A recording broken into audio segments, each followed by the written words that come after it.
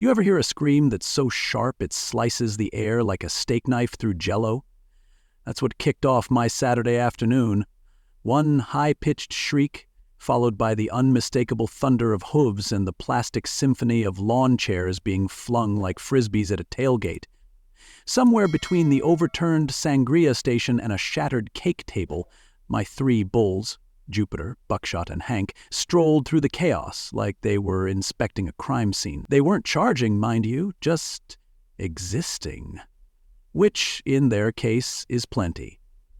Across the field, guests in pastel polos ran like kids late to recess, and right near the broken section of my fence stood Pamela Sutterfield, HOA president, clipboard warrior, and apparently now a livestock wrangler, frozen in horror with garden shears still clenched in one hand like a guilty raccoon caught in the fridge. Our eyes locked, and all I said was, "You touched the wrong gate, Pam."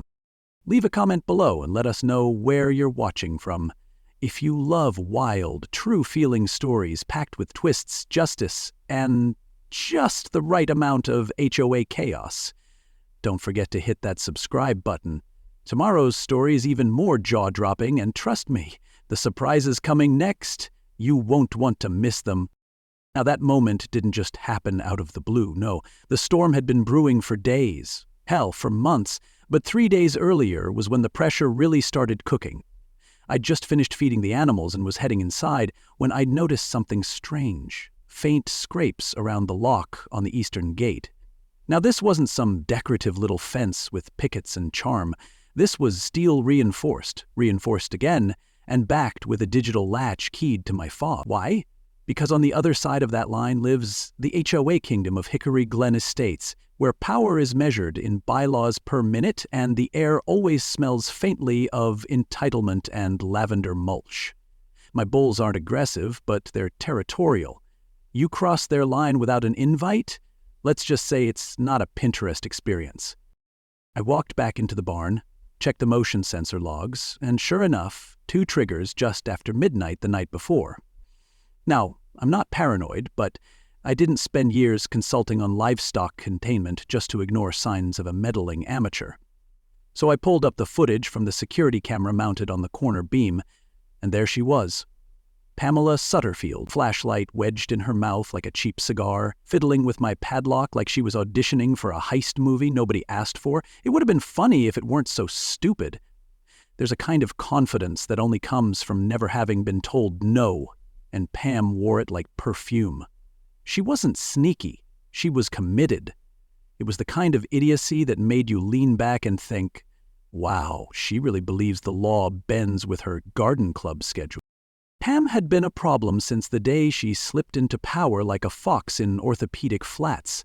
No one voted. She just showed up at a cookout 2 years ago, handed out glossy pamphlets, and declared herself president.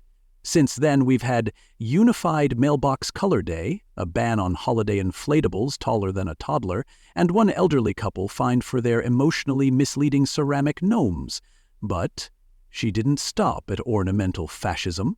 Pam set her sights on my land, said it was an eyesore and unsafe, which, in HOA language, means she couldn't control it.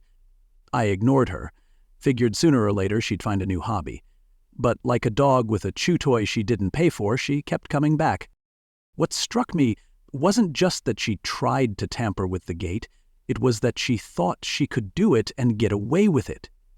That's the part that crawled under my skin like a burr in your boot. This wasn't just a nosy neighbor overstepping. This was trespassing with intent and ego.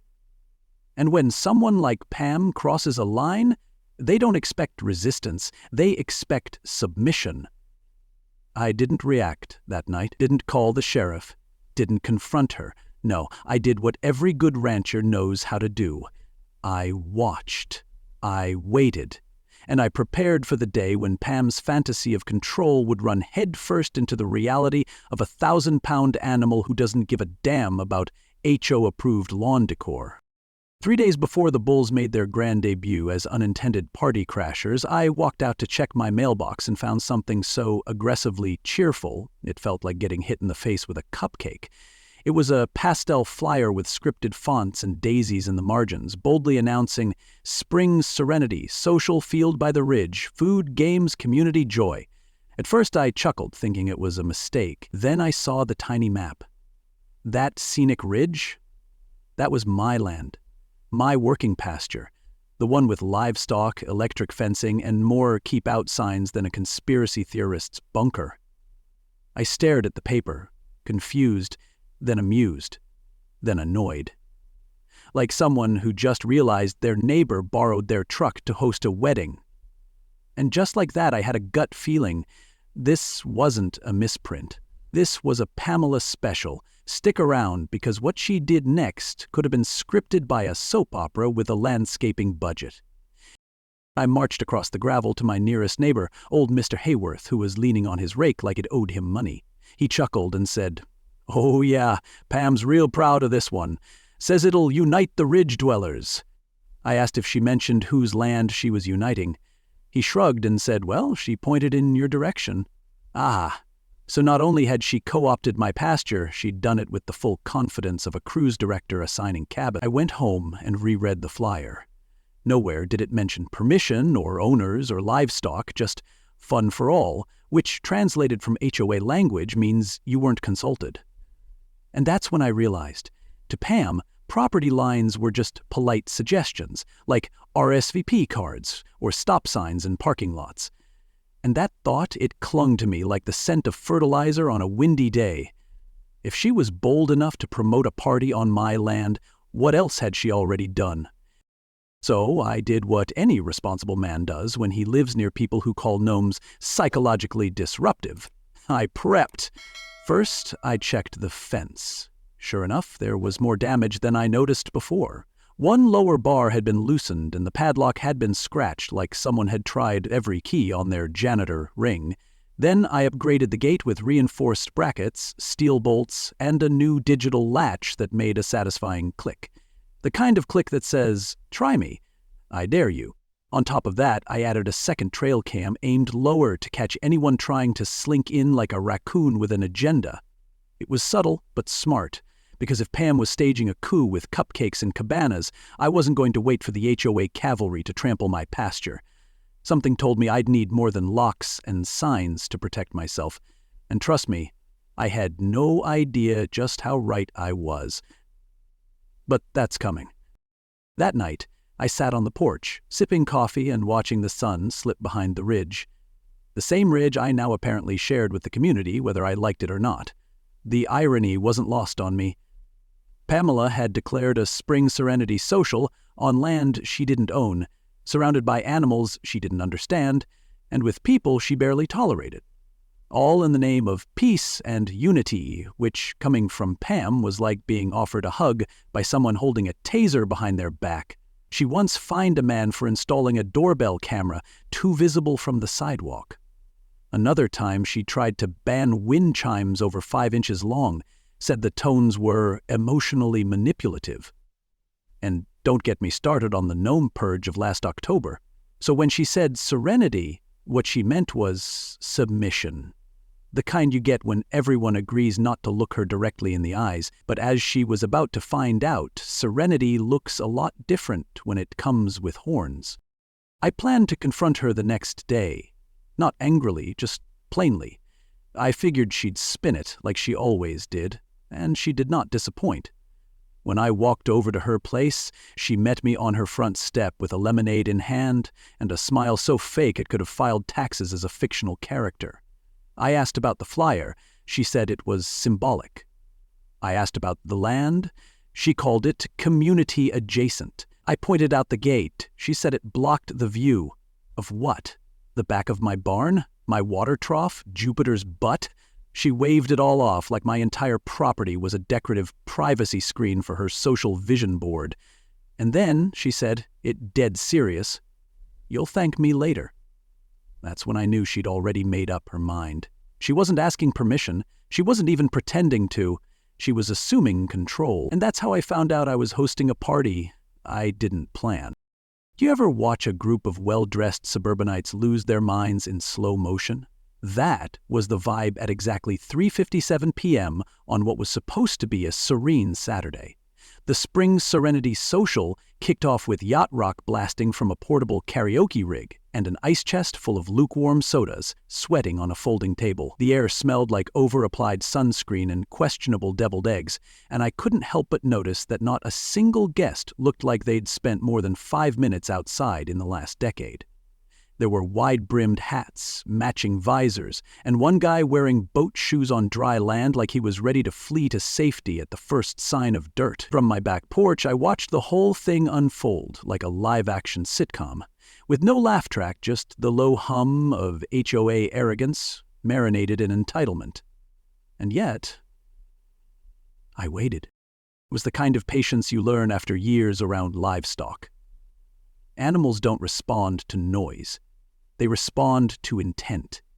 And in that moment, I wasn't looking for confrontation. I was waiting for confirmation. Then, right on cue, a little boy with a popsicle in one hand and zero spatial awareness in the other walked over to the reinforced gate. He tugged at it once, then again. A man, his dad, I assumed, strolled over, scanned it like a decorative archway, and casually undid the latch. Now remember, this wasn't just a gate. This was a boundary. On one side, lawn games and fruit skewers. On the other, 3 federally trained bulls with names like country music singles, Jupiter, Buckshot, and Hank. When that gate creaked open, they didn't charge. They walked, calm, measured, like they were inspecting the HOA's definition of serenity.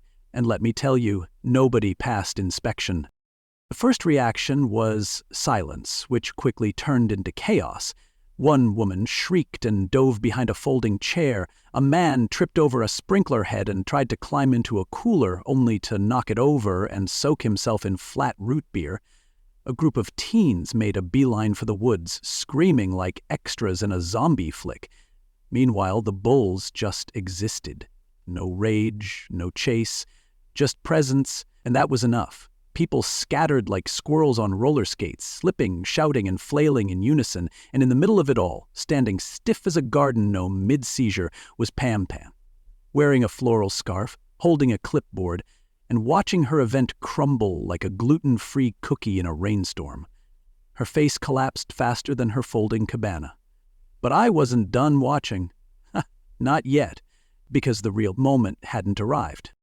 I stepped up onto the slope behind my barn, remote in hand, and gave one short whistle. The bulls froze, heads lifted, like they'd heard a dinner bell. Then, as rehearsed, they turned and sauntered back toward the pen, like actors exiting stage left after delivering their lines. No drama, no damage, just presence and exit. And in that perfect silence that followed, no music, no yelling, no HOA voiceover, I heard the light buzz of my drone hovering right above Pam's head. The red recording light blinked steadily, capturing every angle, the open gate, the scattered guests, the clipboard still clenched like a war relic. That little drone might as well have been a halo of karma wrapped in circuitry. And just like that, the narrative started shifting. See, Pam had spent 2 years building herself into the heroine of Hickory Glen, a mix of Martha Stewart, Judge Judy, and a small-town Caesar. But now, she'd just been caught on film mid-sabotage, hosting an unauthorized HOA luau on land she didn't own, feet away from a herd of bulls that responded better to whistles than most HOA board members do to facts. I didn't say a word as the drone hovered closer. I didn't yell. I didn't threaten. I let the footage do the talking. Because sometimes the most satisfying revenge isn't loud. It's recorded in 4K and backed up in the cloud. And what happened next would turn the whole neighborhood upside down. But that's the part you'll want to stick around for. Trust me, it only gets better from here. The emergency HOA meeting was called for 7:00 p.m. sharp, though by 6:40 the clubhouse parking lot already looked like a clearance sale at a lawn furniture store. Word travels fast in communities like ours, faster than power lines and twice as twisted. I took my seat quietly in the back row, folding chair creaking just enough to remind me this wasn't my usual territory. Up front, Pamela made her entrance like a wounded celebrity at a press conference. She was wearing a soft powder moon blazer and a neck brace she most definitely wasn't wearing the day before. It looked freshly unwrapped, like she'd ordered it 2 hours ago from an infomercial for people who fell emotionally. She clutched a crumpled flyer like it was Exhibit A in a courtroom that hadn't formed yet. I leaned back and waited. Because tonight, I wasn't just a rancher with a grudge. I was the calm before her personal storm, and that calm was backed by video, timestamps, and a bull named Hank. Pam launched into her speech like a cruise director during rough seas, said she'd been caught off guard by unauthorized livestock deployment, and that the stampede left her physically and spiritually injured. I could barely keep a straight face. She described the bulls as hostile biological agents and said she feared for the community's children who were psychologically imprinted with hoof-based trauma. I half expected her to pull out finger puppets and cry.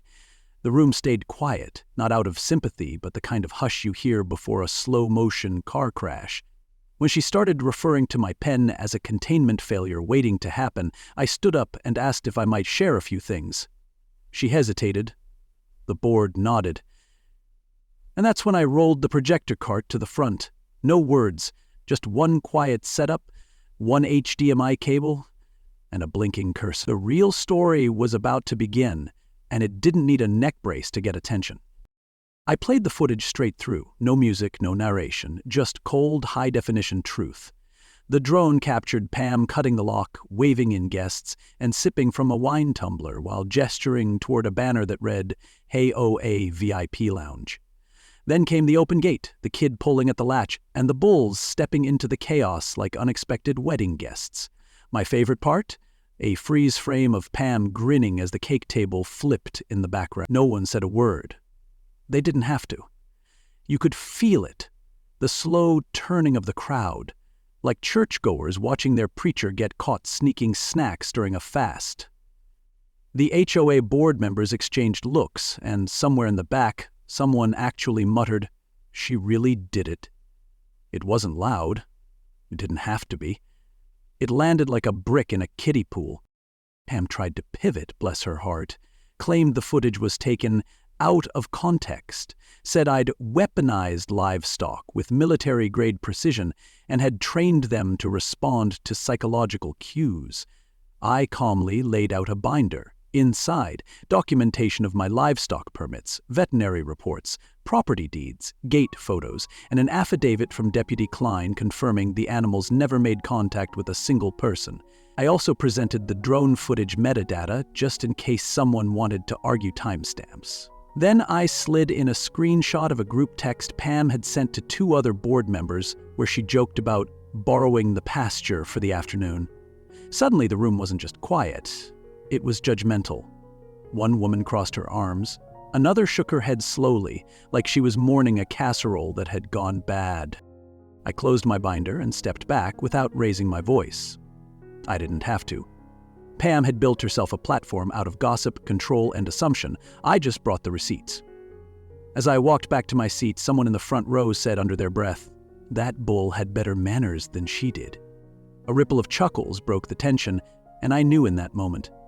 The room had flipped, not because I made them angry, but because I let them see her clearly. Her performance, her power plays, all of it unraveled by a single video and the soft whir of a drone motor.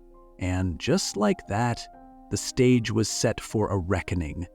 Because if you thought this was the end of her story, oh no, the real unraveling was still to come. You know you're in for a show when your opponent's lawyer walks into the courtroom carrying a briefcase that looks older than the internet and quotes a motivational poster before opening arguments. That's exactly what Pamela brought to the table. Well, that and a countersuit so flimsy it could have been printed on tissue paper. She was suing me for emotional trauma, livestock-induced terror, and what she called reputational annihilation by means of rural intimidation. Her claim read like a rejected script from a daytime courtroom drama, one where the villain forgets she's the one holding the bolt cutters. But I wasn't worried. I didn't bring theater. I brought receipts, witness statements, drone footage, and the quiet confidence of someone who didn't start the fire. Just recorded it in 1080p. Pam sat across from me in a new outfit, but the same neck brace, stiff as plywood and twice as fake. Her lawyer, whose name I still don't remember but whose face reminded me of a used car ad, delivered his opening remarks like he was auditioning for a talent show no one asked for. He used the phrase psychological ambush 3 times in the first 5 minutes and even tried comparing the presence of my bulls to unleashing attack dogs at a preschool picnic. That's when the judge, who looked like she had exactly zero tolerance for nonsense and had probably raised 2 teenagers and a rescue pit bull, raised one eyebrow and asked, "Are you aware the animals in question are trained and licensed under federal agricultural standards?" He blinked, shuffled his papers, and muttered something about not being prepared to debate livestock credentials.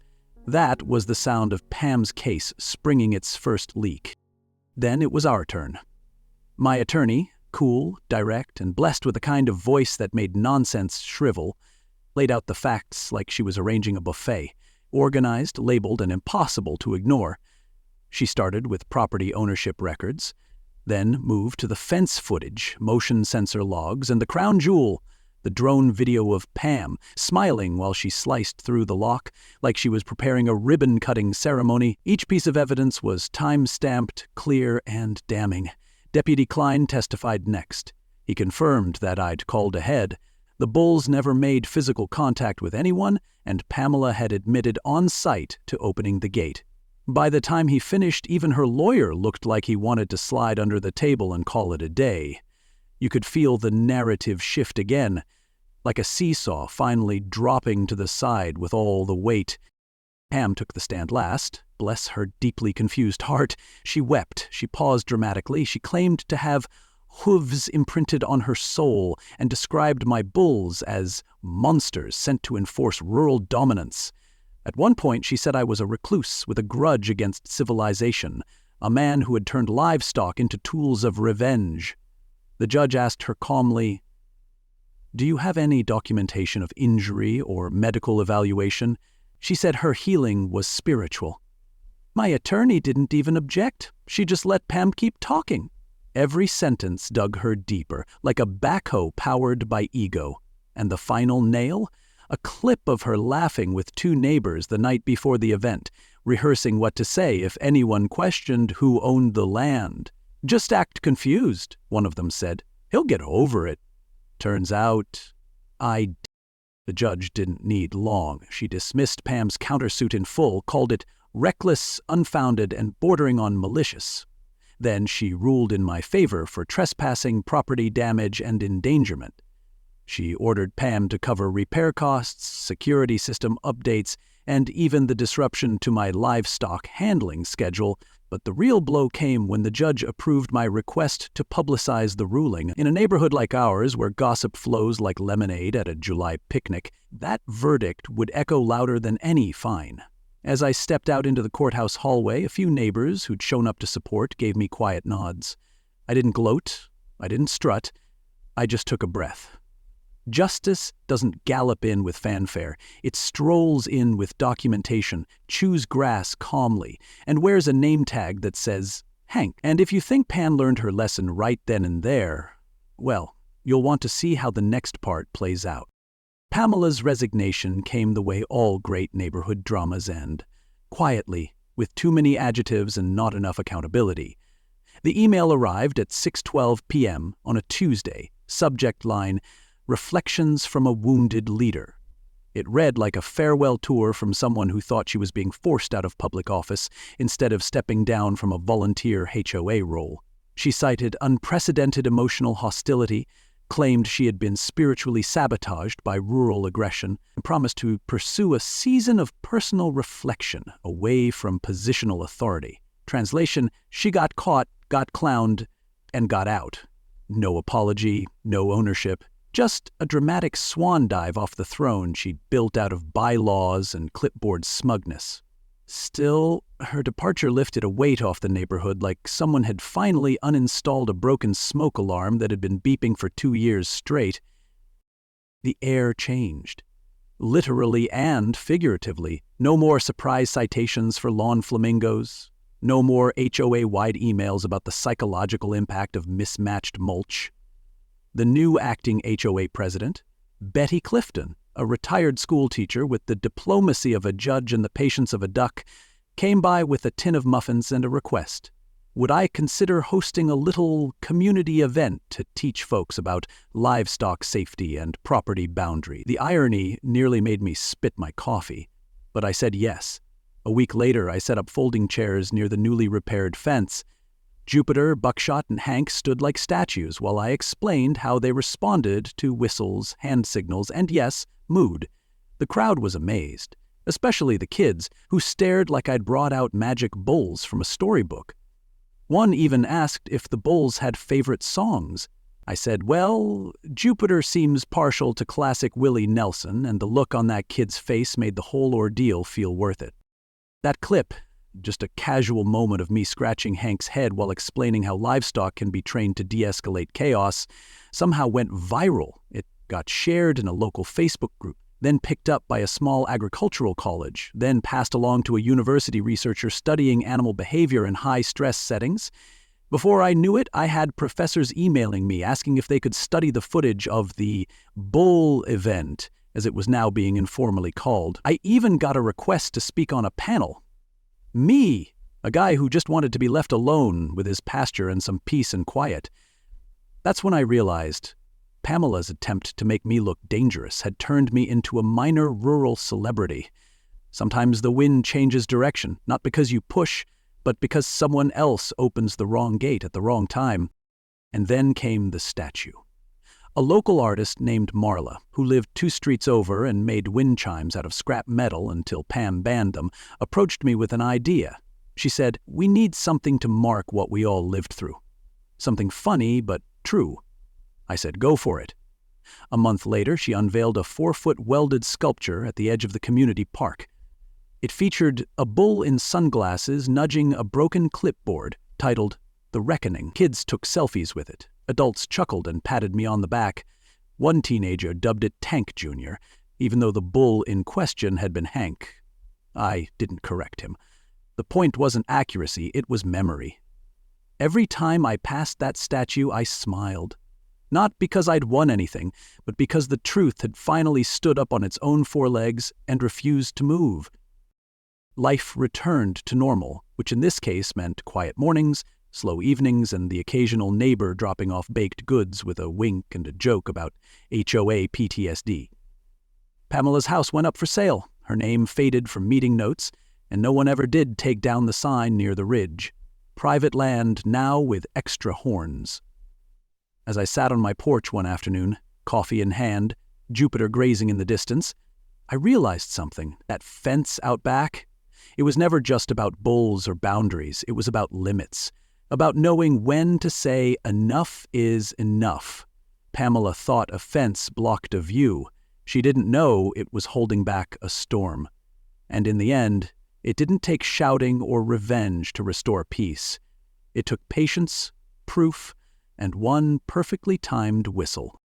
And so, that's how a stolen pasture party, a pair of bolt cutters, and 3 remarkably well-mannered bulls turned into the greatest accidental HOA lesson in modern memory.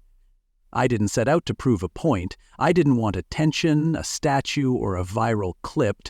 I just wanted respect. A little peace, a working fence, and the right to live without being steamrolled by a woman who thought authority came with a clipboard and a title she gave herself. But maybe that's the point. Sometimes life doesn't hand you a microphone. It hands you a whistle, a drone, and a bull named Hank, and asks you what kind of man you're going to be when the gate swings open. If you've been listening closely, you already know this wasn't just a feud.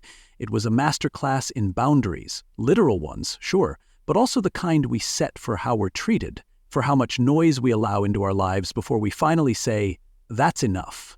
Pamela didn't lose because she was wrong, though she was monumentally wrong. She lost because she underestimated the quiet strength of facts, patience, and a community that was just waiting for a reason to wake up. And that, my friend, is the kind of story you don't just hear, you remember.